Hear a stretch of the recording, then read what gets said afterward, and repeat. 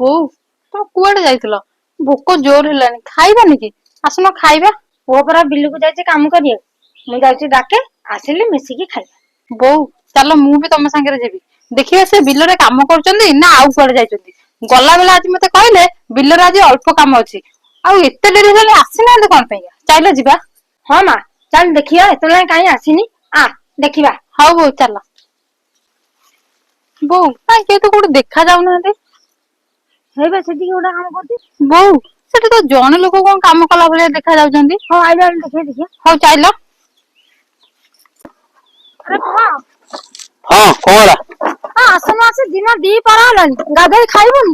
ରହ ତୁ ଯା, ଆଉ ଟିକେ ମୋର ଅଳ୍ପ କିଛି କାମ ଅଛି। ମୁଁ ଅଳ୍ପ କାମ ସାରିଦିଏ, ମୁଁ ପଳେଇବି ଖତ ଗଣ୍ଡାକୁ ପକେଇଦିଏ। ଆଉ ଖାଲି ବାକି ରହିଲା ଚାରି ଘର ଟିକେ ଖାଲି ବନ୍ଧେଇ ଦେବି, ବନ୍ଧେଇ ଦେଇକି ଯିବି।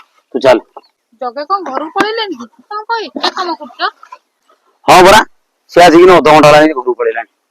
ତମେ ବା ଦି ଜଣ ଯାକ ଭାଗ ଚାଷ କରୁଛ। ସେ ଅଳ୍ପ କାମ କରିକି ଅଧେ ନବ, ତୁ ବହୁତ କାମ କରିକି ଅଧେ ନେବୁ। ହେଲେ ବୋଉ ଆମେ ଆଉ କଣ କରିପାରିବା କହିଲୁ ବୋଉ? ନାଇଁ ଆମର ଏ ବିଲ ଚାଷ କରିବା ଦରକାର ନାହିଁ। ତୁ ଆମର ଘରକୁ ଚାଲ। ଏ ବୋଉ ତୁ ଯୋଉ କଥା କହୁନୁ, ଘରକୁ ପଳେଇ ଗଲେ ବର୍ଷ ସାରା ଖାଇବା କଣ? ଯଦି ଏ ବିଲରେ ଆମେ ନ ଖଟିବା ତାହେଲେ ବର୍ଷ ସାରା ଆମେ ଖାଇବା କଣ କହିଲୁ ମତେ ଟିକେ? ତା ବୋଲି ଆମର ତ ଜମି ହଉଛି 5 ଗୁଣ୍ଠ। ସେ ଜମି ଯୋଉ ଆଣ୍ଠିଏ ଖାଲ ଯାଇ ସେଠି ଯଦି ଧାନ ତ ହବା ଦୂରର କଥା, ତଳି ଯଦି ଗଣ୍ଡା ସେ ବିଲରେ ପକେଇବୁ, ସେ ତଳି ତକ ବି ନଷ୍ଟ ହେଇଯାଉଛି। ତୁ ଆଉ କଣଟା କରିବୁ କହିଲୁ? ସେ ଜଗା ତ ଦିନ ହେଲେ ଦିନ ଆସୁନି। ହେଲେ ବୋଉ ସେ ଜଗା ନ ଆସୁ, କାମ ନ କରୁ, ଇଏ ତା ବିଲରେ ଯଦି ମୁଁ ଟିକେ ଅଧିକା ପରିଶ୍ରମ କରିଦେବି, ଆମର ତ ବର୍ଷ ସାରା ଖାଇବାକୁ ଗଣ୍ଡା ଚାଉଳ ହେଇଯିବ। କଣ କହିଲ ତମେ?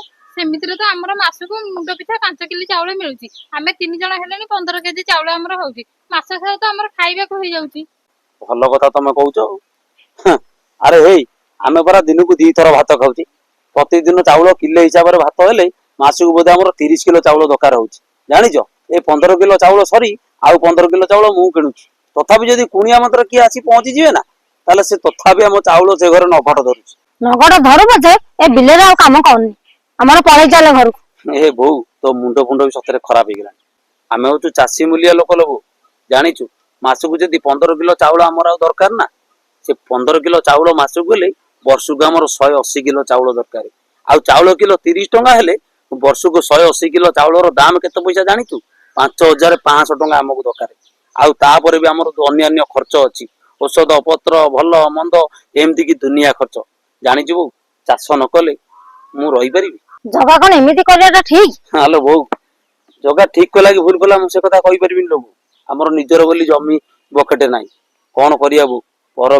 ପର ବିଲରେ ଚାଷ ଯେତେବେଳେ କରିଛୁ ସବୁ ସହିବାକୁ ପଡିବ। ଇଏ ତା ବିଲ, ଏଇଟା ସେ କାମ ନ କଲା କଣ ହେଇଗଲା ସେଇଠୁ?